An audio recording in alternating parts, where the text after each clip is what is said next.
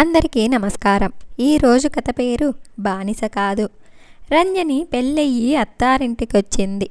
భర్తతో కలిసి ఆ ఇంట్లో అడుగుపెట్టిన మొదలు తన జీవితంలో ఇన్ని కష్టాలు ఎదుర్కోవలసి వస్తుందని ఎప్పుడూ ఊహించలేదు. పెళ్ళంటే తన భర్తతోనే జీవితం అనుకుంది, కానీ ఇంతమంది మనుషుల మధ్య తను బందీ అయి ఉంటుందని మాత్రం అస్సలనుకోలేదు. భర్తతో కలిసి చనువుగా ఉండటానికి కూడా లేకుండా తన చుట్టూ అత్తగారు, మామగారు, ఇంకా పెళ్లి కాని మరది ఒక ఆడపడుచు ఉన్నారు. అందరి మధ్య అణిగిమణిగి ఉండాల్సిందే. తెల్లారింది మొదలు తలుపులు తీసి గుమ్మంలో వేసిన పాల ప్యాకెట్లు తీయడం దగ్గర నుంచి రాత్రి తలుపులు మూయటం వరకు అన్నీ తనే చూడాల్సిందే.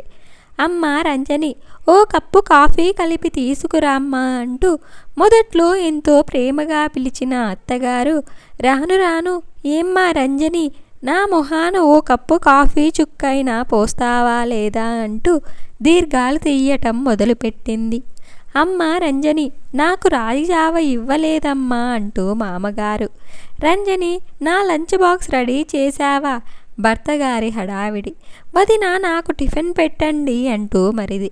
వదిన, నా జుట్టుకు హెన్నా పెట్టు అంటూ ఆడపడుచు. ఇలా ఒకరోజు కాదు, ప్రతిరోజు ఎవరికి ఏం కావాల్సిన రంజనీకి పనులు పురమాయించి చేయించుకోవటం ఇంటిల్లిపాదికి అలవాటైపోయింది. వీడియో చూసే ముందు ఒక లైక్ చేసి స్టోరీ చివరి వరకు చూసి ఎలా ఉందో కామెంట్ చేయండి. మీరు చేసే ఒక లైక్, ఒక కామెంట్ వలన మరిన్ని ఇంట్రెస్టింగ్ వీడియోస్ చేయాలనిపిస్తుంది. అందరికీ అన్నీ అందించి మిగిలిన పనులన్నీ చక్కబెట్టేసరికి అలసిపోయేది రంజని. 2 ఏళ్లు తిరిగాయి. తాను తల్లి కాబోతుందన్న వార్త అందరూ సంతోషించినా ఎవరు పనులు చెప్పటం మానలేదు. ఓపిక లేకపోయినా ఓర్పుతో చేస్తున్న భార్య మీద కొద్దిగా జాలి చేసింది మురళీకి. అయినా ఆ విషయాన్ని భార్య ముందెప్పుడూ కనబరచలేదు. ఆ ఇంట్లో వాళ్ళు తనకెవ్వరూ పరాయి వారు కాదు కాబట్టి తల్లిదండ్రుల విషయంలో కాకపోయినా తమ్ముడు చెల్లెలైనా తమ పనులు తాము చేసుకుంటే బాగుండనుకుంటున్నాడు. 6వ నెల వచ్చినా మనిషిలో నిండుదనం రాలేదు. చెకప్ చేసే డాక్టర్ కడుపులో బిడ్డ ఎదగడానికి సరైన ఆహారం తింటూ బెడ్ రెస్ట్ తీసుకోమని చెప్పటంతో మురళి బాగా ఆలోచించాడు. భార్య ఇంకా ఇక్కడే ఉంటే డాక్టర్ సలహాను పాటించడం కష్టమని భార్యను పుట్టింట్లో దింపేసి వచ్చాడు. అక్కడికి తల్లి మొత్తుకుంటూనే ఉంది. అలా ఎలా దింపేసి వస్తావు? 7వ నెల వచ్చాక మీ అత్తగారు వాళ్ళొచ్చి స్వీట్స్ ఇచ్చి తీసుకెళ్ళాలి అంటూ. ఇప్పుడు అవన్నీ అంత ముఖ్యమా అమ్మ? తన ఆరోగ్యం కంటే పుట్టే బిడ్డ గురించైనా నేను ఈ నిర్ణయం తీసుకోవటం తప్పు పట్టకమ్మా అంటూ తల్లి చాదస్తాన్ని కట్టిపెట్టేశాడు మురళి. నెలలు నిండాయి. 12 బిడ్డను కన్నది రంజని.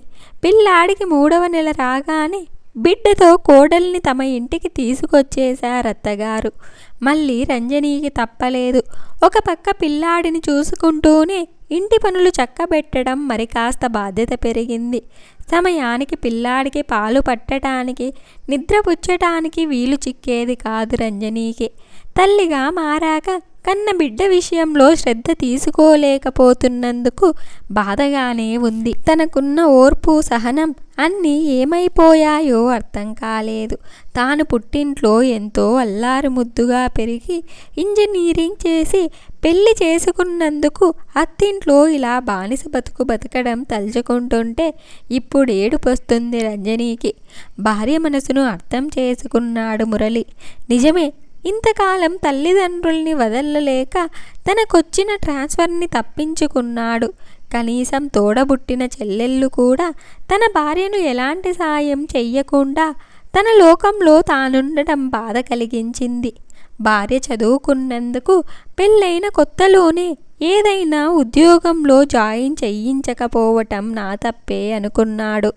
ఇప్పుడు బిడ్డ పుట్టాక తండ్రిగా తనకు, తన కుటుంబం మీద మరి కాస్త శ్రద్ధ తీసుకోవాలనుకున్నాడు.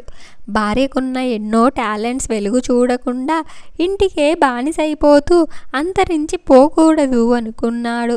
బాగా ఆలోచించుకొని ఎలాగైతే ప్రయత్నించి కాకినాడ నుంచి విశాఖపట్టణానికి ట్రాన్స్ఫర్ చేయించుకున్నాడు.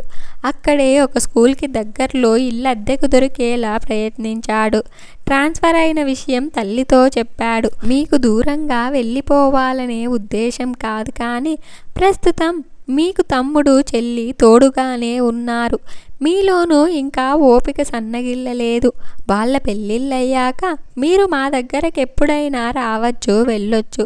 లేదంటే పూర్తిగా మా దగ్గరకు వచ్చి ఉండిపోయినా మాకు సంతోషమే. నన్ను నమ్మి వచ్చినందుకు నా భార్య విషయంలో నేను బాగా ఆలోచించే ఒక నిర్ణయం తీసుకున్నాను. మా పెళ్ళి రంజని ఈ ఇంటికొచ్చినప్పటి నుంచి చూస్తూనే ఉన్నాను. ఒక్క క్షణం ఖాళీ లేకుండా ఇంటి పనులన్నీ తనతోనే చేయిస్తున్నారు. పైగా బాబు పెంపకం కూడా చూసుకోవాలి. తనకు చదువుతో పాటు ఎన్నో టాలెంట్స్ ఉన్నాయి. అవన్నీ మరుగునంచేస్తూ భార్య అంటే బానిస అనుకునే సగటు మగాడిలా నేనుండలేనమ్మా. ఇంటికొచ్చిన కోడల్ని ఆ ఇంట్లో వాళ్ళెవరూ అర్థం చేసుకున్నా చేసుకోకపోయినా భర్తగా భార్యని ప్రతి మగాడు అర్థం చేసుకున్నప్పుడే ఆమె జీవితానికి న్యాయం చేసినట్టు. రంజనికి మంచి చదువుతో పాటు తనకున్న టాలెంట్స్లో అబాకస్ నేర్పించడంలో చాలా ప్రావీణ్యం ఉంది. అక్కడ స్కూల్లో పార్ట్ టైం చేస్తూ స్టూడెంట్స్కి చెప్పటానికి టీచర్ పోస్ట్ కూడా చూశాను అంటూ చెప్తున్న కొడుకు మాటలు విని ఏమీ మాట్లాడలేకపోయారు తల్లిదండ్రులు. భుజంపై పిల్లాడిని జోకొడుతూ అప్పుడే అటుగా వచ్చిన రంజని భర్త మాటలు వింది. భార్య అంటే బానిస కాదని, తనతో ఉద్యోగాన్ని కూడా చేయిస్తానని కన్న తల్లికి చెప్తున్న తీరుకి ఎంతో గర్వంగా చూసింది భర్త మురళీని రంజని. ఇంత మంచి కథను మనకు అందించిన ప్రసన్న లక్ష్మి గారికి ధన్యవాదాలు.